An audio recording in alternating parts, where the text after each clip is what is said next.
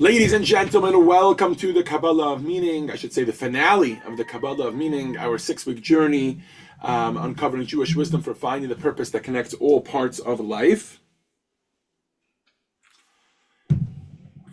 Today we are going to be doing lesson 6, the final lesson, which is titled I Mean Something, Therefore I Am.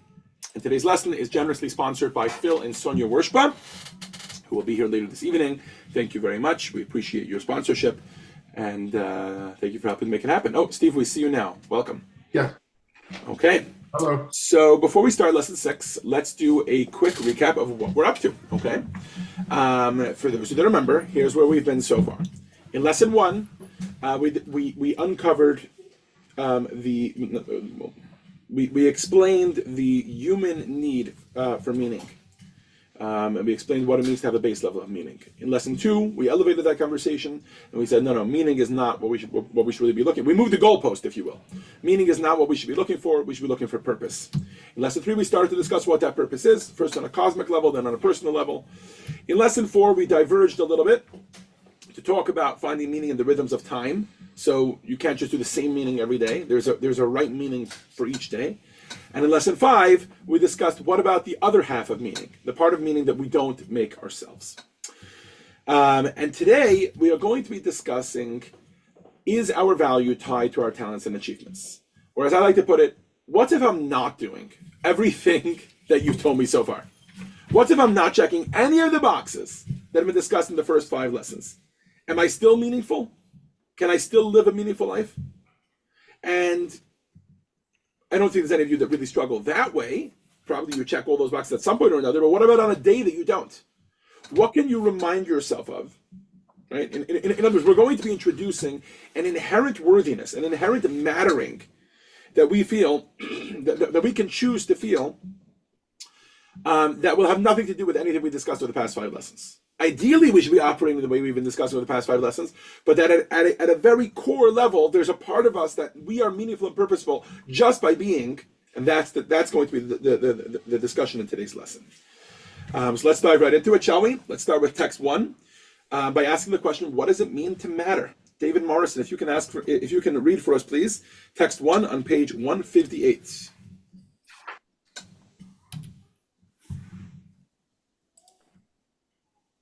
The need to matter. Think about the first time you realized you mattered. What happened? How did you feel? Chances are your moment of mattering impacted and moved you. Most likely you felt important because of what someone else said or did. Feeling significant is a basic human desire and a critical factor for mental, emotional, and physical well-being in life, school, and work. So what is mattering? Why is mattering so important? And how can we learn to create the experience of mattering for others? Researchers find mattering is the feeling that we're a significant part of the world around us. It's a belief that we're noticed, important, and needed right now. While studies show experiencing mattering increases a sense of self-worth and motivation, research also finds it reduces the risk of severe depression and anxiety, can save lives. Thank you, David. So we need to matter, yes? But do we? Do we matter? More precisely, matter to whom? Matter because of what? And you would be forgiven if in your mind you need to answer those questions with hard, and not only you need to, but you can answer those questions with hardcore answers, because that's the conversation we've been having over the past 5 weeks. Over the past 5 weeks, anytime I asked you, are you living a meaningful life? Are you living a purposeful life? It's always been because of X, because of Y. Because to someone, even if that someone is God, I matter to someone, I matter in some way, I matter because I'm contributing something, I matter because I'm growing in some way, I matter because I'm creating a home for God, whatever. And there's always been a mattering because of. And today we're going to be asking, can we establish a deeper feeling of mattering, which is not dependent on any of that? I think most of us, we feel that we matter to someone else because of something that we said or did. Think of the line there that they said, where is it in the text here? Researchers, the second paragraph in text 1. Most likely you felt important because of what someone else said or did, right? And that's a good thing to feel. We're not saying that's a bad thing to feel. When we don't feel worthy, when we feel like we don't matter, we tend to walk around depressed. But what we're asking is, do we matter intrinsically? Whether someone else chooses to express that or not, do we matter intrinsically regardless of what we've done, of what we have, or the way that others see us? And that's going to be a very, very important thing. I'd like to open by showing a video. This is going to be very much in the style of last week, where it's a video of someone in an extreme situation. And I hope I see that none of you are in that situation. I hope none of us will ever be in that situation. But he is going to express the fact that he feels that he matters. And I want to know what that says to us, and if we can adopt that mindset even on the day-to-day basis, if that makes sense. So let me just share it for video. And please turn your attention to the video screens. Los Angeles Rabbi Yitzi Hurwitz is battling ALS or Lou Gehrig's disease, but even as he is facing devastating setbacks, he is inspiring and strengthening people's faith all around the world.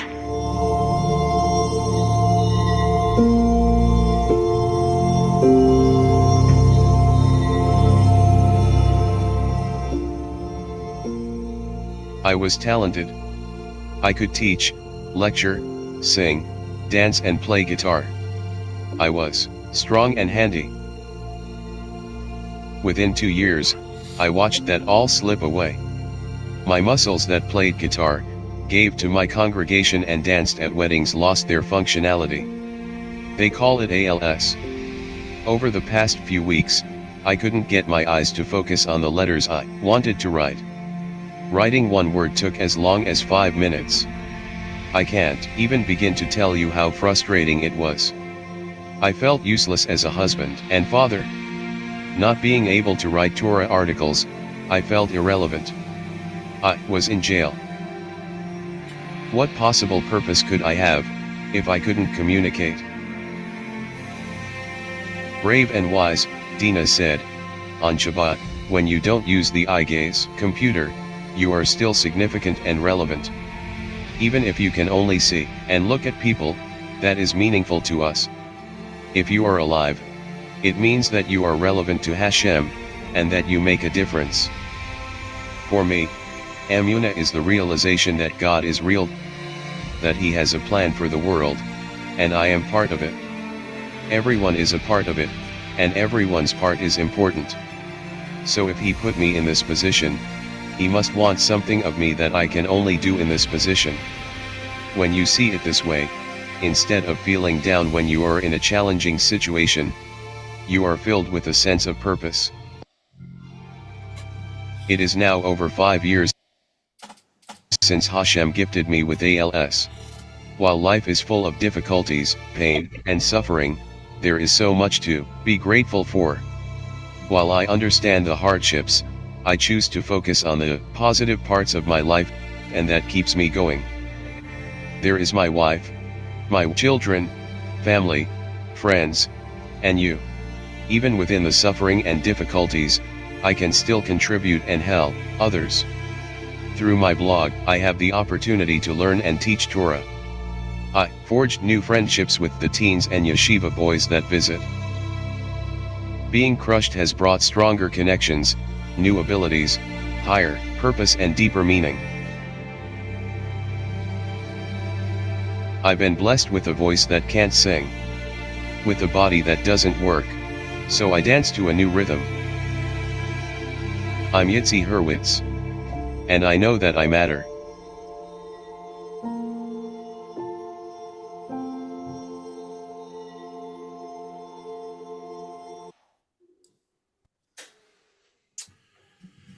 Rabbi Yitzi, who still lives in Los Angeles and who I visit periodically, if any of you would like to visit him, let me know. He accepts visitors at every single hour of the day and night. I know some of you have gone with me to visit him. Is somebody that has been put in a situation which is so extreme in terms of feeling like they matter, So much so that at one point, and we had his wife come here and speak once, at one point he was faced with the choice of, quote unquote, pulling the plug. And he called rabbis, he and his wife, they called rabbis, and I forget exactly the details of the situation. It was something like they had to opt into a certain procedure, and if they didn't opt into that certain procedure, he would die. And the rabbis gave him the halachic allowance, the halachic, go ahead to pull the plug, which, as many of you know, is not so simple from a Jewish perspective. And I think the reason was because it wasn't actively pulling the plug. He would have had to actively do a certain procedure in order to keep going. Either way. And he decided to stay alive. He decided to keep going. And I think that speaks a lot to a person's intrinsic sense of self-worth. And I think that that's something so important for us all to gain. And it's not something that we've been talking about so far in this course. In other words, everything we've been talking about in this course has been the value that you make, the value that you bring to the table, the purpose that you are fulfilling, the meaning that you are making in your life, regardless of how you have that conversation, the fact that you're in tune with time, the fact that you're choosing to react properly to a situation which has arisen to you, something that's happened to you, etc. It's all about things that you do. And the question we're asking in this lesson is a much, much deeper one. Why? Because we're asking, if you do none of those things, are you still valuable? Do you still matter? Do you still matter to yourself? Do you still matter to God? Do you still matter to society? Should you still exist? These are questions, I think, that we don't ask ourselves every day, and that's healthy. We don't ask ourselves this question every day. We ask ourselves these questions in moments of crisis. In other words, we ask ourselves this question when the first 5 lessons aren't doing it. They aren't cutting it. Whether because today I'm not doing all those things, which granted, and I agree with everyone else that that's not a good thing, and I'd like to get myself back to being productive and growing and fulfilling a purpose and building a home for God and living with time and reacting properly to good. I'd like to get back to all that, but right now I'm not. Right now I'm in a situation where that's not the case. And more importantly, I think that it affects knowing that we matter. If we can today gain a sense of mattering, which is different than a sense of meaning and purpose, then I think even when we're doing purposeful, meaningful things, that mattering plays a role. Because we have an intrinsic sense of self-worth. We have an intrinsic sense of self-esteem. Let me bring the slides back up here for a second. There we go. Okay. Self-esteem, which I think is something that we all want to have in our lives, not just because it feels good, also because it gives you a sense that you actually are worth something, unfortunately often depends on comparison to other people. When psychologists talk about this, they often promote a different approach, which is called self-compassion. What does self-compassion mean? It means treating yourself with the same kindness and understanding that you would naturally offer to a friend, a true friend. When you want to truly offer compassion to someone else, true compassion, it often starts with recognizing their basic humanity. We often look to give compassion to people when they're not earning, so to speak, that compassion. Right? You see someone on the street, they're homeless, they have no home. There's all sorts of judgments you could make. Why did they, what's their mental health like, and why did they make decisions like this, and how did they end up like this, and why can't they get back up on their feet, and why don't they have a job, and why are they on drugs, and there's all sorts, 1.5 million judgments that we could make in our minds, but we all know that's not the right way to approach it. The right way to approach it is with compassion. And in order to feel compassion, for true compassion, that is, for, let's say, a homeless person, the first thing you need to establish is that there's a base level of humanity that this person has, that regardless of your judgment, true or untrue, deserved or undeserved, regardless of any of that, there's a certain basic sense of humanity that this person has. And showing gentleness in the face of their struggle, and ideally giving them the benefit of the doubt with regards to all the judgments that we have. Okay, that's a more difficult phase, but even before that, at the very base level, to have that sense of compassion. And psychologists often talk about the importance of having self-compassion, compassion for ourselves. And the question is, where does that come from? what is the base level of humanity, the base level of self-worth that we can look at ourselves with, which can then lead to self-compassion, which hopefully in the right instances can even be self-esteem. So we're going to explore this by looking at a story from the Talmud. Steve, if you can read for us, please, text 2, on page 160.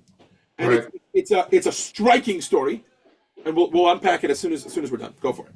Okay. Once Rabbi Eliezer, the son of Rabbi Shimon, was returning from Migdal Gedor, from the home of his teacher. Riding along the riverbank on his donkey, he was feeling proud and content. He had just completed a significant stretch of Torah study. Along the way, he encountered a man who was unusually unattractive. The man greeted him respectfully. "Peace be upon you, master." But Rabbi Elazar did not return the greeting. Instead, he said, "Worthless man, how ugly you are. Are all the people of your town as hideous as you?" The man replied, "Well, I don't know, but you should go to the craftsman who made me and tell him how ugly is the vessel you have formed." At once, Rabbi Elazar realized how wrong he had been. He climbed down from his donkey, bowed before the man, and said, "You've spoken rightly. I admit my mistake. Please forgive me." Now, this is a jarring story, and many commentators work to explain, although they make sure not to excuse, obviously, Rabbi Elazar's behavior. But that's not going to be our focus here. We don't want to get lost in the aspect of in that aspect of the story, how he could have spoken that way, etc. I want to talk about the actual exchange. What happens? Rabbi Elazar, clearly a man of depth, he clearly wasn't making just a shallow remark. He wasn't just talking about the man's physical appearance. He seems to have sensed something not just about the man's physical appearance, but also about the man's spiritual appearance that seemed, at least at first glance, to be ugly, so to speak. That seems to be spiritually ugly. And he may have been right, but that's not the point of the story. How does the man respond? Remember, we're not just talking about an exchange about physical appearances. He's not just saying, "I look physically ugly. You look physically ugly." He's saying, "Your character is ugly. Spiritually, you're on such a low state." And the man has the perfect response to Rabbi Elazar. He says, "You stand there and you judge me." He says, "But you're forgetting who made me. God made me." And what did we say about God last week and the week before? At every single moment, God chooses the world once again. Not just the entire world as a whole, but every single element of the world, including me. Speaking for that man. That means that God has given me, God sees a value enough in me to give me life for another moment. You may see me as ugly, but take it up with him. If he feels that despite my spiritual ugliness, I have an intrinsic worth that I bring to the table, and he has, so much so that he has chosen to recreate me in this moment, then how can you call me worthless? And I think that's the crux of this conversation. What this man is teaching Rabbi Elazar, and the reason why Rabbi Elazar reacts so strongly when he teaches him this value, is that there is something inherently value about him, even if at the moment he is not choosing to uncover or to use that potential or to express that value in any way.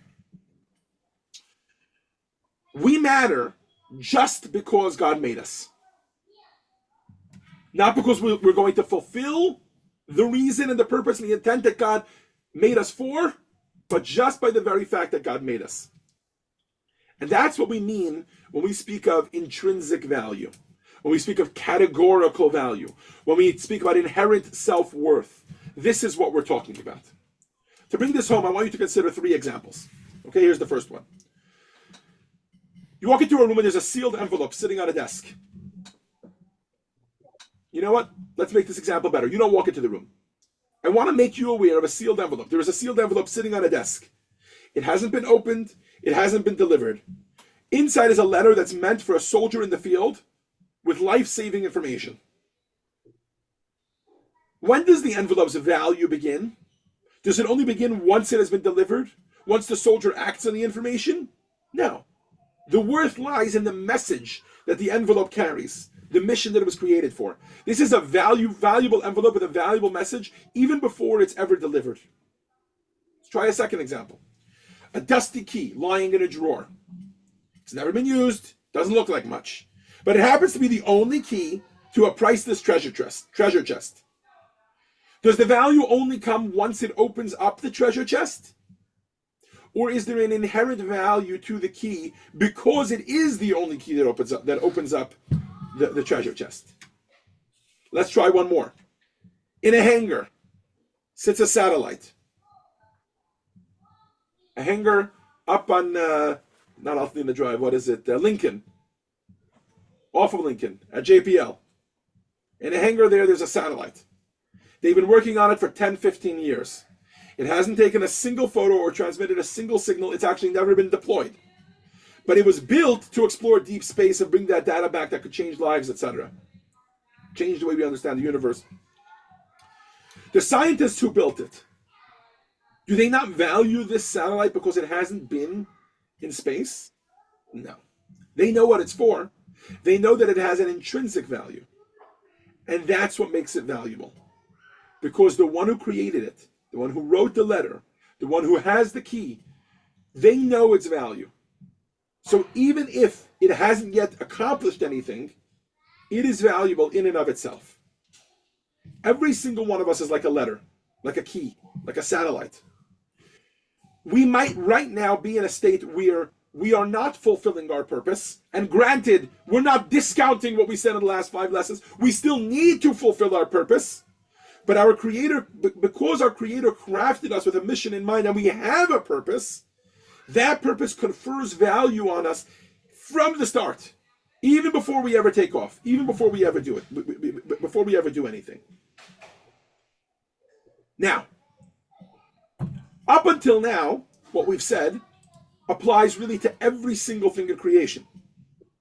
Remember last week how we spoke about a leaf turning X amount of times and God makes it turn X amount of times?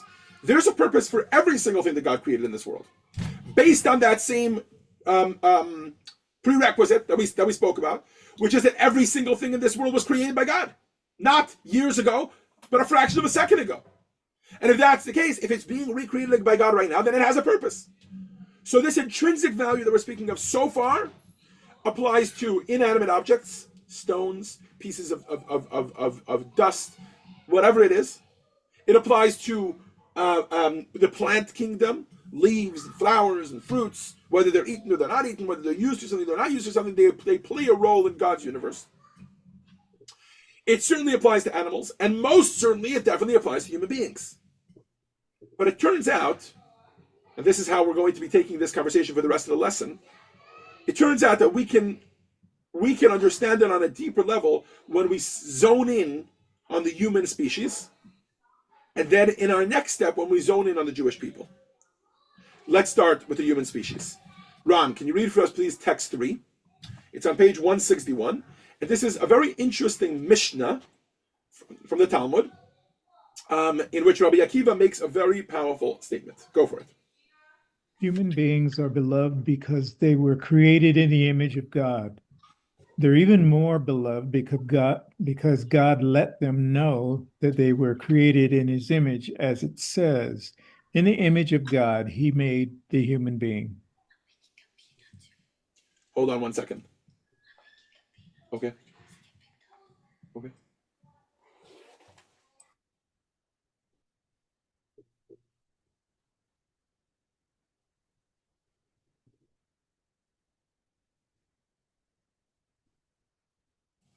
Okay, I'm back with you. This Mishnah that Ron read is a powerful Mishnah. Why? Because it is what gives us, as human beings, our inherent value above all of the other species that exist on this earth. Chaviv Adam, says Rabbi Akiva, shenivra b'tzelem. A person is valuable, a person is beloved because he was created in the image of God.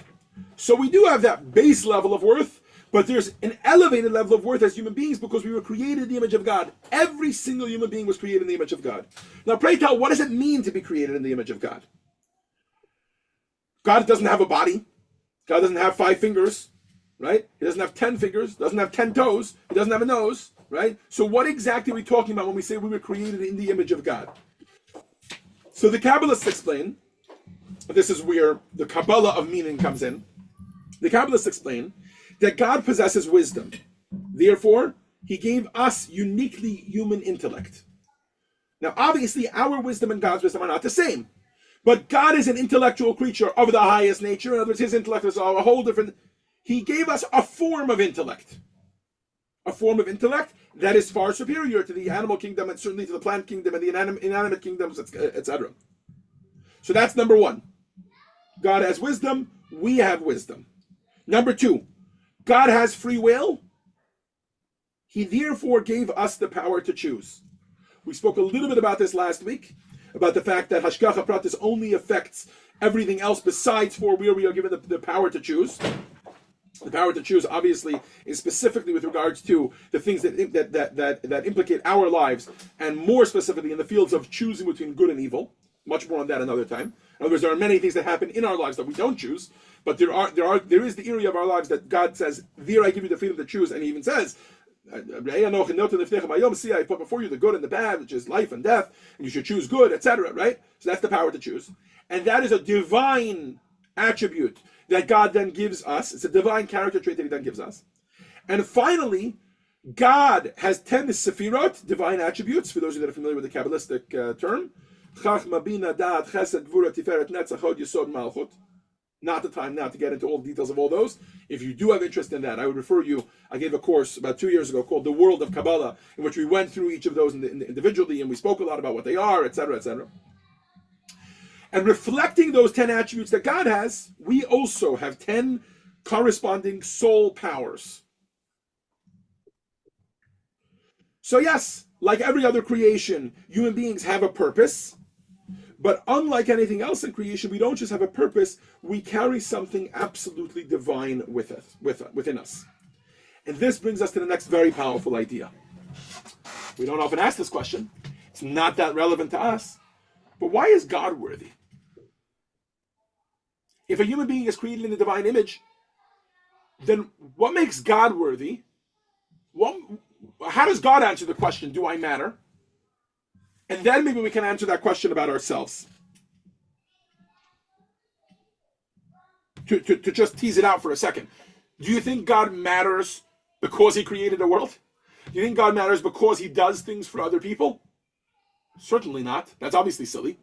We believe in an infinite God that surpasses the world, didn't need the world. He chose to create the world because He chose to do so. Right? So then, where does God's value flow from? It's got to be something intrinsic. It's got to be something within Him. His very being is. His value is. He doesn't need to justify his being to someone else. He is because He is. Let's see this in the words of the Alter Rebbe. Text 4. What are we holding here? Safir, do you think you can read for us, please? We're on page 162. I recognize we've been getting very spiritual, very Kabbalistic here, but we're going to bring it back. Don't worry.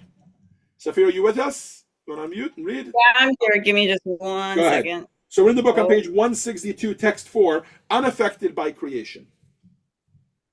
Okay, 162, text 4. God's essence and being are not defined by the worlds in any way, not even as the one who transcends and fills them. For the essence of godliness is not that the worlds were created by Him or received their life force from Him. As it is written, Siddur, morning prayers. You are the same before the world was created and after it was created, completely unchanged. Had He not created the world, it would have made no difference to Him whatsoever. If God were to fill out a resume, creator of the universe wouldn't even be on it. That's not what makes God God. Yes, He is the creator of the universe, and we call Him that all the time because that's His relevance to us, but He is intrinsically valuable. Now, this isn't so much a conversation about God, and to talk about how that works. Maimonides talks about this, all the great Jewish philosophers talk about this. Maimonides calls this mechuyav hametziut, which means most other creations exist because of something. God doesn't exist because of something. When we say we believe in monotheism, we believe in one God that surpasses the world, we believe in God because He exists because He exists. There's no because of X, Y, Z. Okay. Having said that, and even if you cannot fully understand that, that's fine. We can have a different class of philosophy, and we have had classes like that. I'm sure we'll have again in the future. We got philosophical classes that discuss that topic. But the key thing here is to understand as follows. Just like to God, his value is independent of what he does, God gifted that to us. Back to that Mishnah, Chaviv Adam, a human being is beloved. Why? Shenivra b'tzelem, because he was created in the image of God. What does it mean to be created in the image of God? Yes, it means these three things. It means we have intellect. It means we have freedom of choice. It means we have 10 powers of our soul, all of which reflect a divine corresponding attribute. But it also means that we have an inherent sense of self-worth. There is something about us that we matter regardless of what we do and whether we ever actually choose to exercise this. And that's why Rabbi Akiva's statement stands apart. He doesn't just say that we're beloved because we were created in God's image. He says we're even more beloved because we were told that we were created in God's image. What does it mean that we were told that we were created in God's image? This isn't just a fact that's true about us and maybe we learn when we're 80 years old. No, it's a fact that God makes clear in the Torah right at the beginning. B'tzelem Elokim bara otam. It says that God created man and woman. He created them in the image of God. God lets us know about this. Why do you think he tells us about it? So we can walk around and beat our chest? No. He wants us to know that we matter. He wants to empower us. He wants us to know that we have a certain divine element within us. A neshama, a soul, every single human being, man, woman, Jewish, not Jewish, French, American, Canadian, every single human being, and by the way, I'll add to that, tzaddik or rasha, somebody who's choosing to act based on that divine sense that they have within them, and somebody who's not choosing to act right now that way. Somebody who might seem spiritually ugly, no matter what. And we won't take away from that. That's a bad thing, and they have to work on that, and that's a whole different conversation to be had. But before all that, there's a level at which they need to know that God made it clear to them that they were created b'tzelem Elokim. Why? So that they should be able to live that way. They should be able to feel it and live their lives knowing that they matter. Let's see how a 14th century Spanish sage and Kabbalist, known as Don Yosef Ibn Shushan, let's see how he sharpens this point. Phil, if you can read for us, please, text 5, which is on page 163, human dignity. Go for it. Human beings are beloved, even more beloved. Every thinking person. So hold on a second. That first line is just him quoting Rabbi Akiva, right? That's why they put all the ellipses, because we don't need to hear the whole quote again. He's quoting text 4. Okay, what does he say? Text 3, sorry. And what does he say about it? Every thinking person must take this to heart. Rabbi Akiva did not mention these expressions of love just to praise humanity, but to awaken a person, to help them recognize that they're a significant being in the eyes of the one who spoke and brought the world into existence. For this reason, one must be especially careful to protect their own dignity, for that dignity is the dignity of their creator who formed them in his image and likeness. To degrade oneself is to degrade him. In other words, our inherent value is not simply because we are card-carrying members of the human race, which would simply imply that our value comes from being a large collective, part of a larger whole. Our value is something that we each have individually. You specifically, Zoshi Rifkin, you specifically, Phil Reutman, were created in the image of God, and therefore you are valuable. The world was created for you. And this is why our sages tell us. Elise, you want to read for us? Text 6. This is from the Mishnah in Sanhedrin on page 164. Elise, if you're there, if you'd like to read for us. We're on page 164, text 6. I don't know if she's there. Elise, you would have to unmute first. I guess not. Okay, so we're back up to the beginning. David, you're up. Text 6, page 164. What do our sages tell us?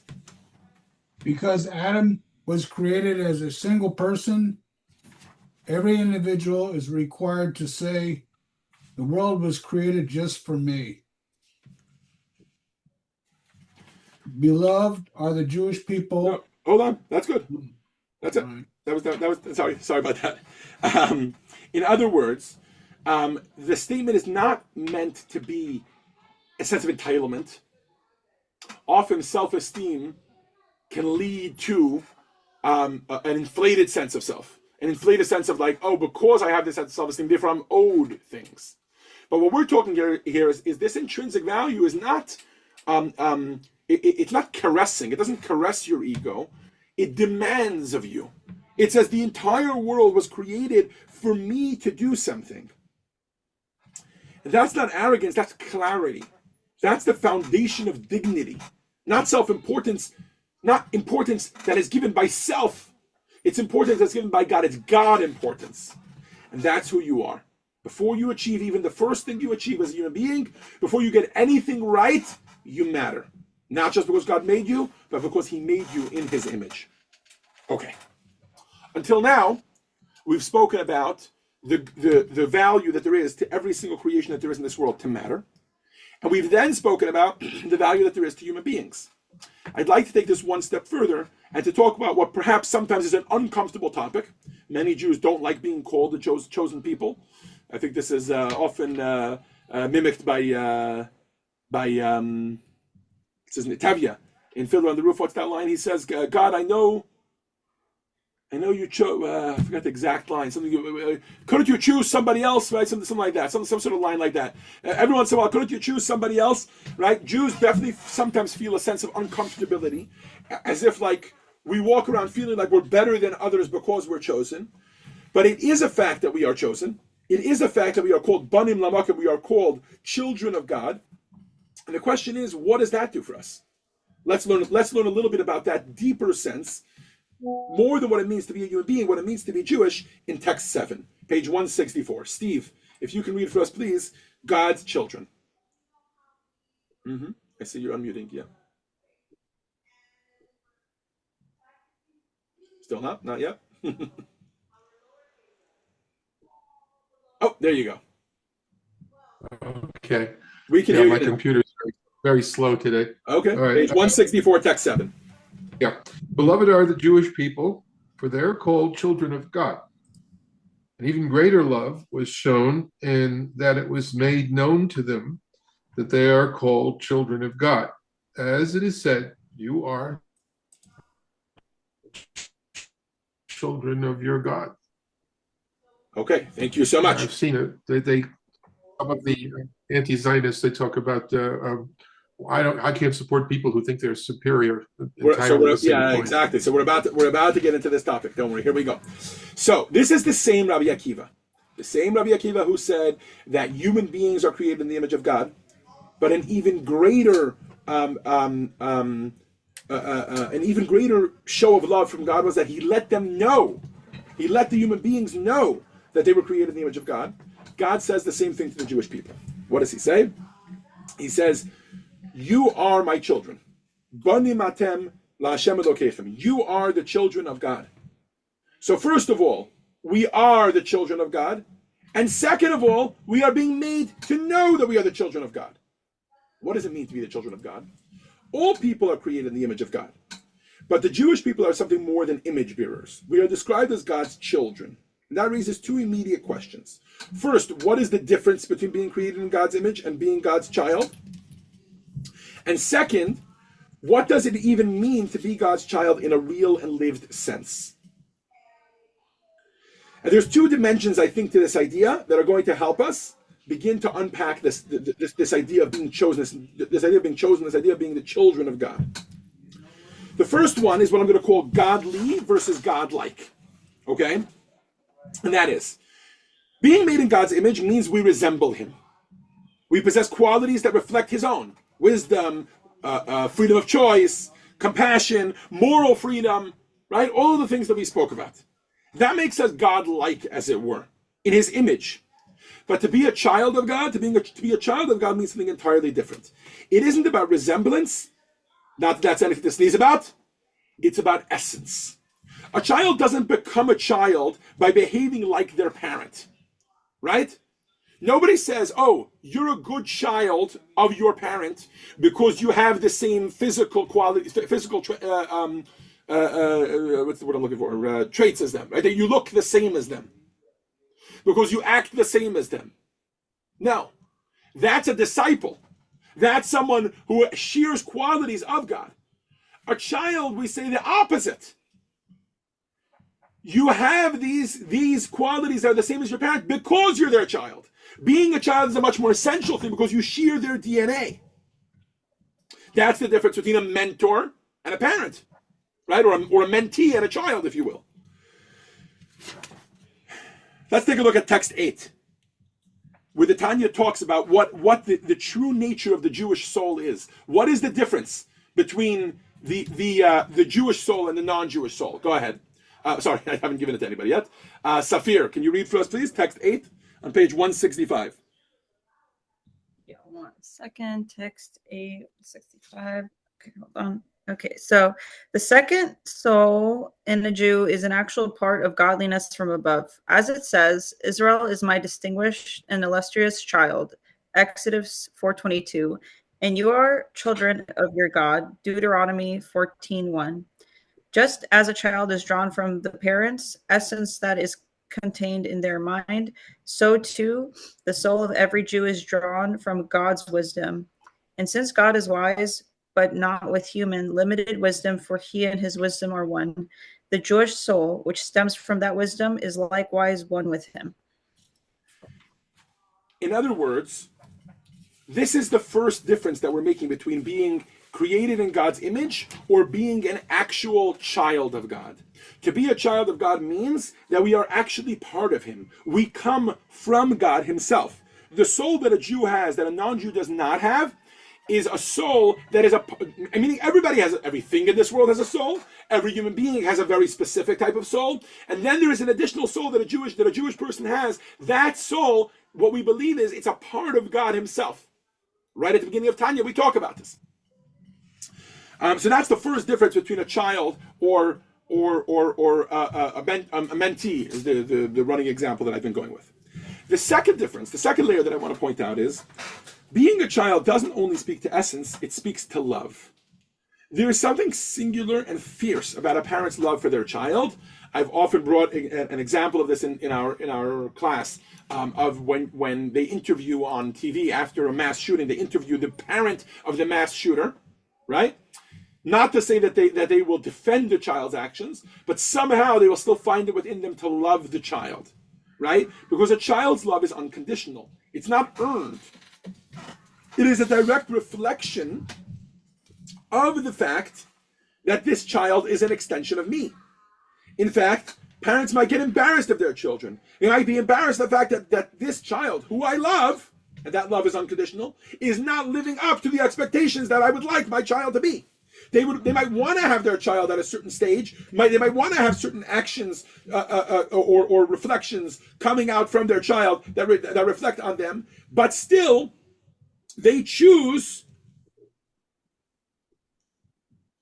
Still they're not choosing whether they love the child or not. They still love the child. And this is exactly how the prophet Hosea describes God's love for the Jewish people. Ron, you want to read it for us, please? We're on page 166, text 9a. Okay. When Israel was a child, I loved him, and from Egypt I called my son. Nar Yisrael v'ohavehu is the term that is used. I love the Jewish people, says God, when they were a child, when they were a young child, when I took them out of Egypt. What is the difference between the Jewish people when they were taken out of Egypt and the Jewish people the way they are today, for example? The Jewish people when they were taken out of Egypt were spiritually very, very young. There was no actual value to them. It was like the love of a parent to a baby. And then later on, that love changed and evolved to be the love that a parent has for an older child. What is the difference between those two? Ron, if you can keep going, please. Text 9b. A father's love for an older child who has developed intellect and refined character may not come solely from the fact that this is the father's child. It may also be because the child is wise, well-mannered, or respectful, and that's love rooted in reason. No, keep going. But a father's love for a child is different. It's not about what the child does or doesn't do. It's an essential love because they are one. father and child are of one essence. With an older child, though this essential bond remains, the love that stems from observable qualities can sometimes overshadow it. The essential love is always there. It is not always on display.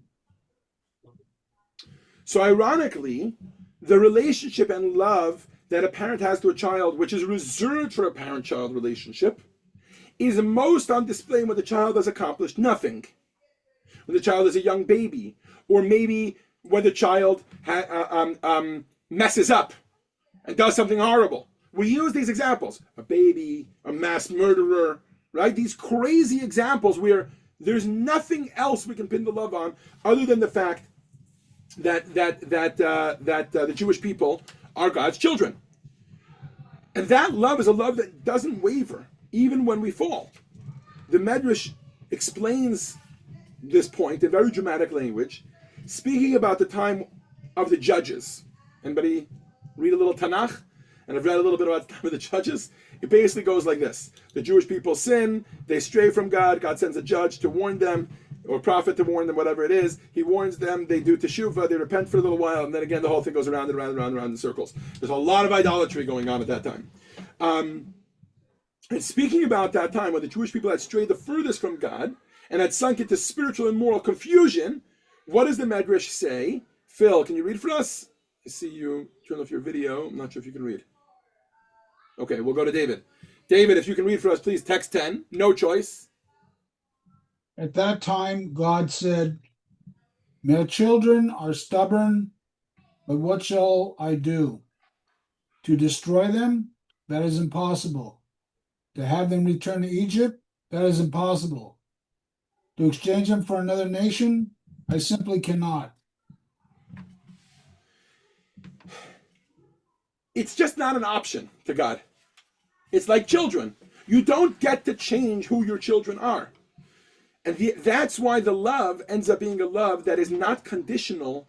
It is a mattering that the Jewish people have on a level that is true about non-Jews, but becomes even more true about Jews. Now, the million-dollar question is, God wanted us to know it. What's the end of Rabbi Akiva's statement? He says, beloved of the Jewish people, they are called children of God. And even greater love was shown in that he made it known to us. What is the purpose in us knowing that we're chosen? What is the purpose in us knowing that we are God's children? What is the purpose in us knowing that we have anything that might be different in any way, better or worse, than a non-Jew? Why would God want us to know that? What, he just wants to create strife? He wants to make us uncomfortable. We feel better than non-Jews. What's going on here? He wants non-Jews to feel worse, that they're lower, lower or higher? What is going on here? Why would God let us know about this fact? And this, I think, is where we're going to speak directly to the uncomfortability that many Jews have about the fact. I've never heard a non-Jew speak about this, by the way. I've never heard a non-Jew be uncomfortable about the fact that the Jews view themselves as the chosen people. I've often had Jews that feel this way. And I think the reason that they feel this way is because they read a statement like the Jewish people are God's chosen people. They read a statement like the Jewish people are God's children. And the way that they view that is, oh, that must mean that I'm better than other people. That means that I'm saying that I am better than other people. That other people need to somehow respect me more. They need to give me more value because I am the child of God, because I am chosen, etc. When in reality, it's exactly the opposite. This is not a free pass. This is not a beating of your chest. As anybody who has seen a parent interact, a teacher, let's say, interact with their own children in the classroom and interact with, in other words, guide their own children in the classroom and guide a regular student in the classroom, what happens? The highest standard is reserved for the child. The child is always saying, I wish I wasn't in my parents' class, then I wouldn't have to work so hard. I have so many responsibilities because my parent is my teacher. Why? Because parents to children, by their very nature, the love doesn't give them a free pass. It'll mean they'll love them no matter what they do, but on a day-to-day basis, the way that reflects is they have a higher responsibility. They have a more of an obligation than non-children have. This is why Jewish people have 613 mitzvahs, as opposed to the 7 that God gives to all the other nations of the world. And this is why, imagine if we were saying that somehow being chosen, being God's children, somehow gives us a free pass. It would fly in the face of everything we've been saying in this course up until now. This course has been a very demanding course, right? That's because it's actually the exact opposite. But the question, the way to ask this question really is like this, on page 170. How do we start to live that way? If we know, remember we said there's 2 layers to being God's children. Number 1, God loves us unconditionally, right? If God loves us unconditionally no matter what, if we matter no matter what, then why would we ever try? Why would we ever grow? Why would we ever do more? To ask the question this way. In the first 5 lessons, we've been introducing successive layers of meaning. This lesson, we're saying strip away all of those and you still matter. So then why would I try? The first 5 lessons was a very difficult call to action. Why would I try if I know that no matter what I do, and even when I sin, Yisrael afal pi shachata Yisraelu, a Jew, even if he strays from the path and doesn't do the 630 Torah mitzvahs that Hashem demands him, he's still a Jew. Why would I even try? I think one place we could take our cues from is the British royal family. So you're a prince, you're born into or a princess, and you're born into the royal British family. As everyone knows, royals have to live by a strict code of etiquette. And that doesn't make a difference whether they like doing it or they don't like doing it. They're held to that standard no matter what. And there's no publicly released rule book, but even just observing them, you can see some very, very straightforward rules that all royals abide by. I collected some of them for you. You ready? Royals have to dress formally. No sweatshirts, no t-shirts. Teacups must be held just so. Thumb and index finger on the handle, pinky curled in. No public displays of affection. No political opinions. No physical contact beyond handshakes with non-royals. No autographs or selfies. No nicknames. For royal women, they have to wear hats by day and tiaras by night for marrieds. Does following all of these rules all of a sudden make them important? And if I choose to follow all those rules, does that all of a sudden make me royalty? Obviously not. Royals don't follow these rules to become important. They follow them because they already are. The fact that they are royal makes them, it comes with privilege and response. It comes with privilege, sure, but it comes much more importantly with responsibility. It comes with a certain way of acting, a certain way of walking, a certain way of talking, a certain way of holding yourself because you are royal. Much more about the responsibility than it is about the fact that gives you a free pass or anything like that.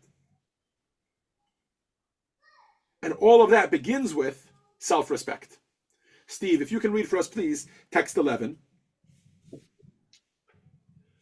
which is seemingly a very, Steve, you're muted, you have to unmute yourself, which is seemingly a very trivial story about a sage, Hillel, who's going to the bathhouse. But it tells us something about the way we're supposed to respect our bodies, our souls, our identities as Jews, that we have to treat ourselves with self-respect. Go ahead, Steve. A kind person benefits their own soul. Proverbs. This refers to Hillel the elder. When Hillel would part ways with his students, he would continue walking with them. They once asked him, Rebbe, where are you going? He replied, to fulfill a mitzvah. What mitzvah? They asked. To bathe in the bathhouse, he said. Is that really a mitzvah? They wondered aloud. He said, of course. Think about it. Statues of kings are placed in the theaters and stadiums. The officials appointed to care for them wash and polish them regularly. They get paid for it, and they're honored for it. They move in the circles of nobility. Now, if that's how we treat lifeless images made in honor of human kings, how much more so with me, a human being who was fashioned in the divine image and likeness, as it is written, for in the image of God, he made the human being. That's what we're talking about. Just like a royal, you don't tend to your dignity to earn your status. You do it to live up to it. You were created in the image of God. That's your status. Now go and act like it. Let's see a similar idea as it's expressed in the Talmud, and then Rashi's commentary on it. Phil, if you can read for us, please, page 172, text 12a. Phil? Yeah, there you go. Yeah, just a minute. All right. Yeah. Just want to make sure you heard me. I know I missed the last go around. That's Sorry. okay. All good. Text 12a, 172, yeah. 12a. Okay, it was taught a person should wash their face, hands, and feet each day in honor of their creator, as it is written, everything God made, he made for his own sake. What does it mean for their creator? You wash your hands and feet for God? What does that mean? Rashi explains, text 12b. Me? Phil, yeah, keep going. Okay. In honor of their creator, meaning to honor the one who made them, as it says, for in the image of God he made the human being. And when others see a beautiful person, they're inspired to say, blessed is the one who has such beauty in his world. In other words, taking care of your body, washing it, dressing it, feeding it, isn't just good hygiene. It's not selfish. It could be done as a selfish act if you're trying to be separate from God, but it could be the most selfless act. Why are you taking care of yourself? Because God created you, because you were created in God's image, because you are a child of God, because you are royal. We act with dignity not to become important, but because we already are. That's the point. And if being created in the image of God demands a baseline of dignity, of self-respect, of moral clarity, then being a Jew, God's child, takes it to another level. The stakes are higher, the expectations are greater, and yes, so is the privilege. There is a mitzvah in the Torah called the mitzvah of Kiddush Hashem, which means to sanctify God's name. At the risk of being negative, I'll share some of the examples of the opposite. A Bernie Madoff, a Harvey Weinstein, a Jeffrey Epstein. These are people that, they're also created in the image of God. They're also children of God. But they took that responsibility. They took that privilege and they washed it in the gutter. They walked around and they said, I'm going to desecrate God's name. And people look at them and say, this is a person who shows exactly what's wrong with the Jewish people, who shows exactly what's wrong with the God that the Jewish people believe in.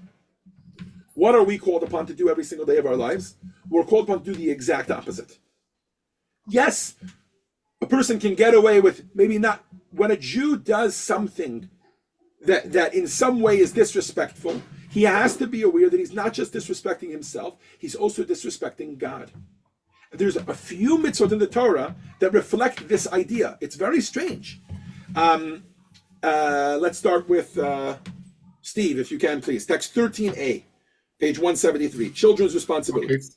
Okay. You are children of your God. Do not cut yourselves nor tear out the hair of your head for the dead, for you are holy people to your God. And he's chosen you to be his treasured people from among all the nations on the face of the earth. Do not eat any detestable thing. Keep going. Text 13b. These are all examples of things that we are called upon to do. Only, but the Torah's only explanation is because you have to be respectful of yourself because you are children of God. Keep going. Okay. Do not cut yourselves. Do not make cuts or incisions in your flesh to mourn for the dead, as the Amorites do, because you are the children of God.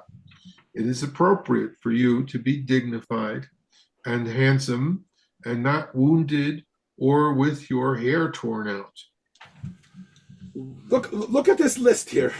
Rules, and more rules. No cutting, no hair pulling, no tattoos, no bacon either. It's endless. What happened to being the chosen people? What happened to being inherently worthy? No matter what we do, we're still worthy. Why does being God's child come with so many lifestyle regulations? The Torah answers that immediately, even before we ask. Banim atem la'Hashem Elokeichem, you are the children of God. This isn't about control, it's about comportment. You are who you are, there's nothing you can do about it. Just like if you're created a man, you're a man, and you cannot choose to be a woman, no matter what the secular world says today, right? Then if you're Jewish, and you cannot choose to be otherwise. You're a child of God, and that's it. Now there's the flip side, which is beyond the scope of today's conversation. A non-Jew can choose to be a Jew, and to join that royalness, royalty, and that's again a conversation for a whole different time. But interestingly, Judaism does not recognize when somebody shirks their Jewishness. Somebody says, I don't want to be religious. I'm not going to keep any of the mitzvot. In fact, every single year in Yom Kippur, I will mark it by eating bacon. Doesn't make a difference. They're still Jewish. They might be a disgraceful Jew. I don't mean that in the fact that they're a bad person. I mean that they're disgracing their childhood of God, right? They might not be living up to it, but that's like a royal, and I think there are some, right? I don't follow enough of the gossip to know, but I think there are some royals that married out of the family, married an actress, something, right? Whatever, that they've done this, and they are shunned from the royal family, but it doesn't change the fact that they are royal. It's a fact. It's still a fact, and a fact is a fact is a fact, and that's where all of these prohibitions come in. It's not about body shaming, tattoos or cutting yourself or cutting out your hair or whatever. All of it is about the same point. Are you living up to what it means to be Jewish? Are you living up to and what does it mean to be Jewish? To be a child of God. And the Talmud recounts a story where sometimes even the nations of the world seem to understand this better than we do. Non-Jews telling Jews that they have to respect themselves. Take this moment from the Talmud. What are we holding here? Safir, you want to read for us? I always get confused about the people that don't have their cameras on. That's why I'm constantly asking for the cameras, because I don't know when they're there and when they're not there. Safir, would you like to read for us? We're on text 14. I guess not. Yeah, Rob, no, I'm here. I'm here. Sorry about that. Okay, text 14, page 174. Go for it. Yeah, okay, 1 second. Text 14. Sorry, my bad. My dog just had a surgery, so I was just by there for a second. That's okay. I hope he's good. Yeah, okay. Text 4. Sorry. Give me the page again. 174, text 14, royal reminder. Okay. Rav Ashi says, Huna Bar Natan once told me, I was once standing before King Isgadar of Persia, and my belt had slipped too high. The king personally adjusted it back in place and said to me, a kingdom of priests and a holy nation, Exodus 19:6. That's what is written about you. That's a non-Jewish king quoting the statement that the Jewish people are chosen, that the Jewish people are God's kingdom of priests, that the Jewish people are God's children, all different euphemisms for it. And he's saying to him, you should act accordingly. That's what we mean when we say we act with dignity, not to become important, but because we already are. Being chosen is not something to carry over someone else's head. Being God's children is not to say, na na na kish kish, therefore I'm better than you. No. To be chosen, to be God's children, to be Mamlachat Kohen V'Go Kadosh means that we have an added responsibility. And when we live up to that, then actually even the non-Jewish kings, non-Jewish royalty, they recognize it. They recognize it about us. Text 14 is an ancient example of that, but the video that we're about to watch is a modern day example of that. Please turn your attention to the video screens.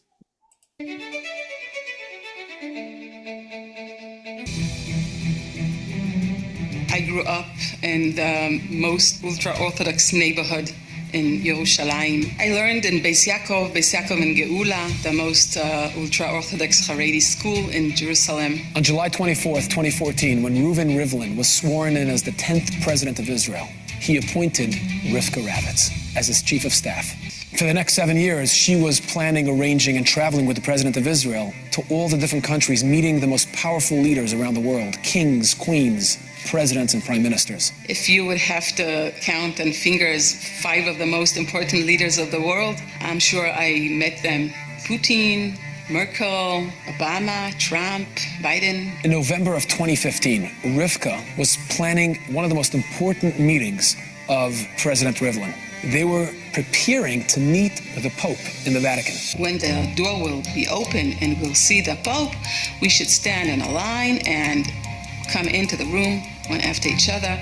Everyone should shake a hand to the Pope, bow to him, and we will get a small present from his hands. As soon as Rivka heard that the Pope will be shaking everyone's hand, she said, hold on 1 second. I'm an Orthodox woman. I don't shake hands with men. The ambassador said, if you don't shake hands, just take a bow. Usually I could, but this specific time I can't, because the Pope will be wearing a necklace of a cross, and a Jew can't bow to a cross. No problem, the ambassador said, I will let the cardinals know, and they will let the Pope know that you can't shake his hand. The big day finally arrives, and they're picked up with their limos, and they get in, and she's in the car next to the president, and the ambassador is with them, and she turns to the ambassador, and she's so nervous, and she says, "Did you deliver the message to the Pope?" Oh, he said, Rivka, I'm so sorry. I really forgot. I had such a hectic day, and I forgot. Well, I got stressed. They pulled up to the palace. The entire delegation got out. Cardinals were waiting for them, ushered them in. And as the ambassadors mapped them out, they got into the palace, walked down the staircase, walked through the chambers, the hallway, and finally got to the room where they waited for the Pope to come in. We saw the big door, and I was really shivering and nervous. And then the door opened, and the Pope was there. I was standing at the second place. The president was first. He went in, he shook his hand, he bowed to him, he got his present.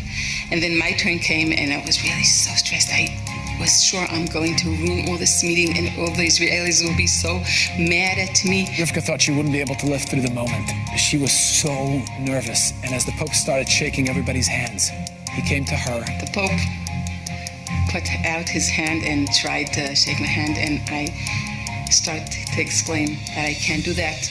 I'm religious, I'm ultra-Orthodox, and the president was standing next to me, and he was telling him about my father-in-law that was the head of the ultra-Orthodox party in the Knesset. And the Pope, even though he couldn't understand the language, he had an interpreter, but he was able to sense the strength and the courage of Rivka Ravitz. And to honor her, the Pope took a bow to her. He himself bowed as he gave me the souvenir. Through all those years, I had the honor to meet 3 of the American presidents. Obama, Trump, and Biden on her last visit with Rivlin to the White House. She still remembers being ushered into the Roosevelt room, and in the Oval Office, President Rivlin introduced Rivka Ravitz. So President Biden came to shake my hand. So I took my hands back, and President Rivlin explained to him, she can't shake hands. She comes from a very religious community in Israel, and guess how many children she has? So President Biden said, how many? And he said, she's a mother to 12 children. Wow, he said, my mother should know you. If she would know I'm meeting with a woman that has 12 children, she would admire you. And right away, Biden got on his knees and said, I need to honor you. And you can sense the reverence and the awe he had for Rivka Ravitz simply because she was a mother of 12 children. In these modern days, the value of family is not such valuable. And here comes the president, one of the most influential leaders of the world, and still admire a value as a value of family. The reason I love this story of Rivka Ravitz is not because she stands up for being Jewish. The reason I love this story about Rivka Ravitz is because she acts on it. And this is what I want to talk about. You can choose to live your life ignoring your birthright. You can't undo your birthright, but you can choose to live ignoring your birthright. But that would be a shame. Why? Because your birthright was given to you. The reason that you know that you're Jewish. What does Rabbi Akiva say? He says, Chaviv in Yisrael, that it's one step that we are the children of God. It's another step that God lets us know that we're His children. Why? Because He wants us to live by it. And when we do, when we choose to actually live by it, and that means living with those responsibilities, then even those in the non-Jewish world, they respect us. Rabbi Jonathan Sachs, of blessed memory, is always quoted for his famous line, non-Jews respect Jews who respect Judaism. And I think that this is exactly the point that we're making with lesson 6 as it ties in with the previous 5 lessons. We're not saying lesson 6 undoes the first 5 lessons. You matter no matter who you are. You matter even if you don't do anything. You matter even if you're not growing, even if you're not building a home for God, even if you're not doing mitzvahs. It's all true. You matter because you're a child of God. But what we're saying is you should recognize that because you are a child of God, therefore you matter. And that's what makes every single one of your actions purposeful. That's what makes all of your actions mean something. You are the one that the world is depending on. The cosmos was created for you. And that's the most important thing for us to understand. It's not so important for us to run around telling people that we are the chosen people, telling people that we are the children of God. It's something for us to know and to live by. Why? Because if it actually is something that you feel inherently, you don't need to tell it to anyone else. It's a sense of self-worth. I know I am a child of God. I know I have a soul. I know that God created me for a reason. I know that I was created in the image of God. I know that I have purpose. And that's not something to, phew, now that burning sensation of feeling like I don't matter has been tamed, let me go take a nap. No, it's the exact opposite. That makes the burning sensation in me even stronger. Because I know that I matter, because I know that I have purpose, because I know that I'm a child of God, that's a call to action. At every single moment, I need to go out and grab the world by the horns, and what am I going to do about that fact? Let's see how the Rebbe drives this home with text 15. Ron, if you can read for us, please. We're on page 176, Divine Alignment. Being a child of God, meaning that the essence of a Jew is united with godliness, naturally brings about a state in which every part of the person is also aligned with godliness. The mind is drawn to Torah study, and the emotional character is directed toward love and awe of God. Every single part of your life is pushing you, is driving you, is created, is happening to you in order for you to use it to serve Hashem. The only thing that's left is your freedom of choice. Are you going to choose to do so, or are you going to choose to drop the ball? That's a perspective shift. When we realize our importance, when we realize how much we matter, then the matter leads to meaning, which leads to purpose, which leads to every single part of our lives being part of serving Hashem. We are happier, we're more fulfilled, and we feel driven. All of our actions are infused with purpose. And that's the relationship between this last piece of the puzzle that we're adding, this lesson 6 part of the puzzle, the mattering, which is the basis and the foundation for the rest of the course and everything we've been discussing until now. Please turn your attention to the video screens as we drive home this point of lesson 6, this point about mattering, about being a Jew and having a soul and being created in the image of God, and how that fits in with the rest of the course that we've been talking about till now.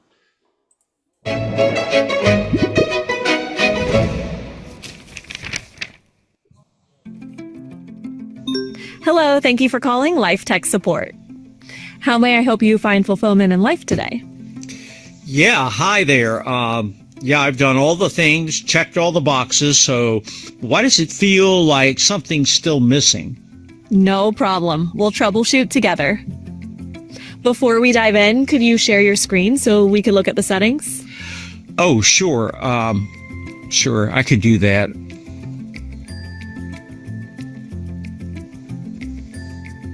Perfect. Which boxes did you check?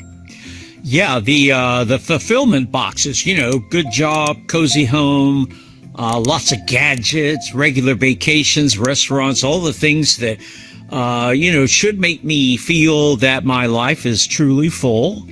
I see. There's more than that on a different list. That's exactly why we're here. Ready to dive in? Well, yeah, I hope so. Step 1. Have you synced your actions with your purpose? Yeah, I think so. I mean, you know, I try. Actually, can you explain what you mean in less, you know, technical terms? System shows sync incomplete. Let me clarify. This step means discovering your purpose in this world and living your life accordingly. Well, that sounds like a lot. Now, how do I even know what my purpose is? Not to worry, we'll break it down. Step 2, have you checked your source code? Source code? I can barely remember my Amazon password. And to be honest, you know, I didn't even know I had a source code. Very common. Most people skip that step. I'm talking about the divine code, the Torah, life's ultimate operating system. I guess I really should check that out. That's right. On to the next step. Step 3. Have you activated a deeper awareness for daily tasks? Daily tasks, like folding laundry and making coffee? That's right. Every action, even the most mundane, can run in purpose mode. Otherwise, it's just a background app draining your spiritual energy. So making coffee is a mitzvah? Not exactly, but you can aim it toward a mitzvah, like staying alert for morning prayers or being an attentive husband and dad. And speaking of daily rhythm, that brings us to step 4. Is your time set to spiritual standard? Well, my time? Look, I'm usually late. Does that count? Not quite. Each day, each week, each month, each holiday, and even your birthday carries unique meaning. Open the calendar and then go to spiritual standard to turn on the day's unique energy. Once you're in sync with sacred time, the next challenge is what happens at times when you're thrown a curveball. That takes us to step 5. Have you installed the updates for unexpected events? Oh, don't remind me. I still haven't recovered from 2020. Yes, that was a major update. When plans go haywire, it's not a mistake. It's a system tweak for your soul's mission. Really? Absolutely. Look for the clues hidden in those changes. Okay, but even if I do all that, will it work? To be honest, I'm not even sure that I matter. That one's in your default settings. You matter. Always. No reinstall needed, not even a minor fix needed. You're good to go in that area. What are my default settings? Let's see. Checking imaging. You were created in the divine image, a reflection of God himself. And now checking cosmic weight. Yep, it's right there. Every one of your actions, even the smallest, carries enormous impact. Finally, checking individual ID. Yep, just as I thought, you are actually irreplaceable. Well, thank you. I've got a lot to work on, but, at least now I know where to look, where I'm going, and why. Exactly. Read the manual, the divine code, and if you ever get stuck, call back anytime. Thank you for calling Life Tech Support. Have a meaningful day.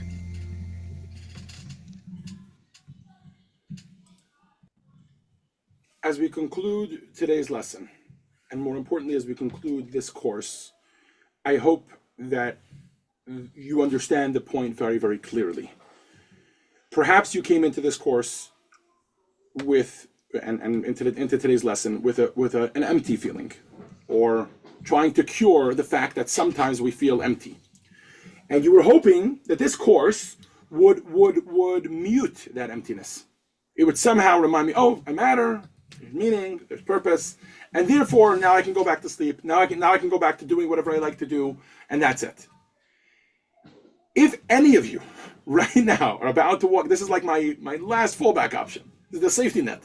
If you're about to walk out of this course with that kind of a feeling, then I better fix that. Because if you've done that, you will have sorely missed the point, and I will have failed miserably at my job. If you came into this course with a sense of emptiness, I hope that sense of emptiness is still there. But if you came into this course with a sense of emptiness that felt like you weren't driven or motivated to fill it, and now you feel like you have the drive and motivation to fill it, that's the point that we made in this course. And we made that point in lesson 1, and we made that point in lesson 2, and we made that point in lesson 3, lesson 4, lesson 5. Every single lesson, what we were saying was, there's something about you that matters, that's meaningful, that's purposeful, that's connected with time, that's even the things that happen to you. All of the different ways that we explored this. The point was that you should recognize that now it's time for you to get up and go. And this is why I want to conclude with an exercise. On page 178, the concluding exercise of the entire course, I want to ask you the following. Because I matter today, I will, and fill in the blank. Don't fill it in today. Don't fill it in now. Make 1,000 copies of this. And every single day, fill this in. Because today I wake up and I know that I matter, right? Because I know that I matter no matter what. And because I know that Every single action that I do has meaning and purpose. Therefore, I'm going to choose my actions carefully.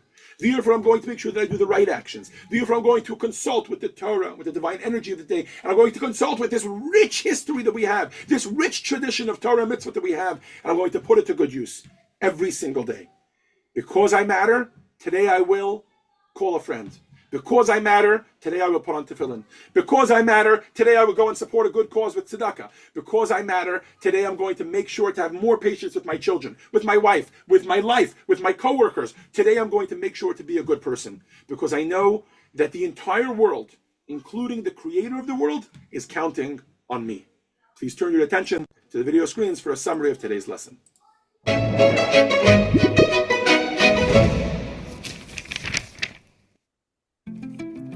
No. Hello. Sorry. Lesson 6. I mean something. Therefore I am. 1. Judaism teaches that every person has inherent categorical value. Our value doesn't start with what we've done, but with the simple fact that we were created by God with intent and purpose. 2.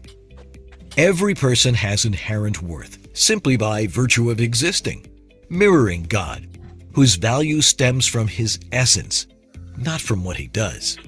This value is individual, not based on group identity, as reflected in the creation of Adam as a single human being. 3. The Jewish people are referred to as God's children.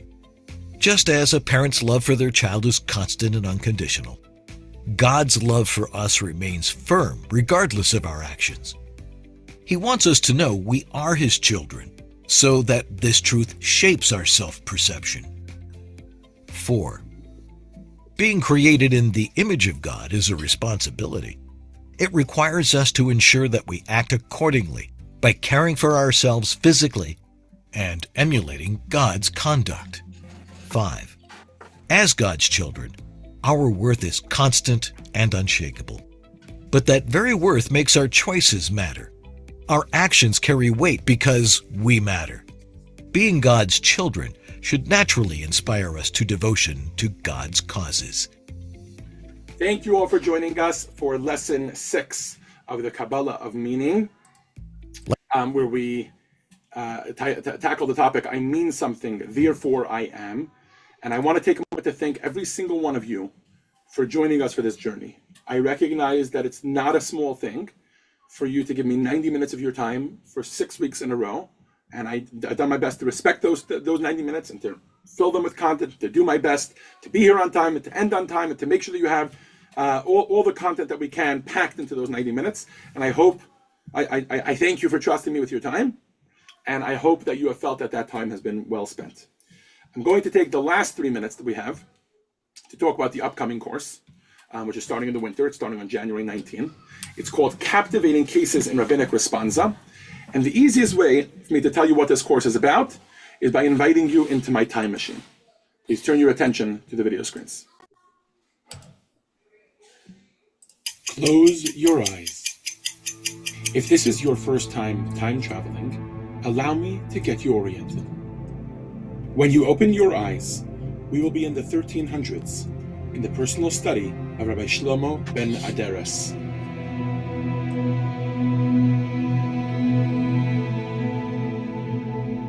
Close your eyes once more as we travel to the study of Rabbi Naftali Horowitz in Jerusalem of the 1860s.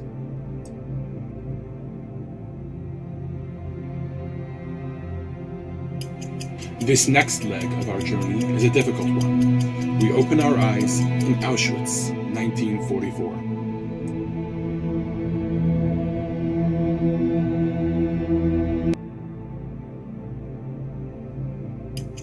This time, we open our eyes in Valencia, Spain, in the 1380s, in the study of Rabbi Yitzchak Bar Sheshes.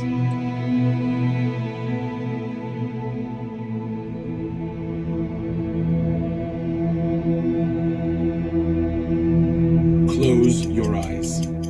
When you open them, you will be in Cairo in 1548 in the personal study of Rabbi David ibn Zimra.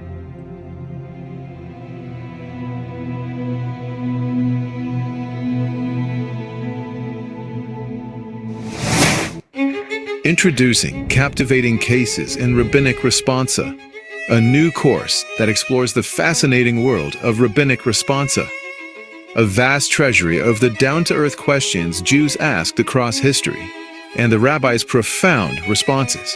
Discover what was on their minds, and how Jewish tradition responds to a rapidly changing world.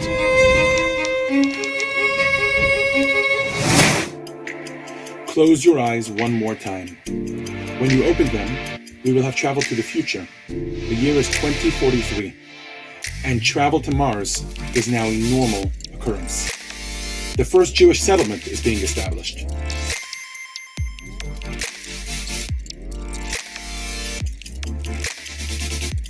Close your eyes one more time as we return to the present. Winter 2026.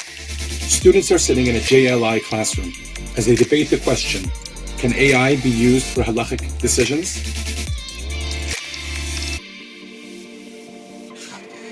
Like with this current course, this is going to be a 6-week course, 6 Mondays. I'll be offering it at the same times at 1 p.m. on Zoom or 7:30 p.m. in person, including dinner. The reason we're doing all this time travel, and we're going to be doing, by the way, over 30 questions, 35, I think, in total questions from posed to different rabbis over the ages. But the reason we're doing this is not for history. And they're not going to be organized in historical context.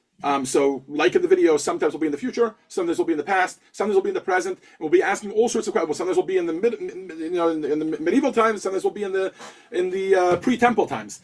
The reason we're doing this is because and the way that the course is structured is that over the course of these 6 lessons, we're going to be exploring how rabbis go about answering these questions.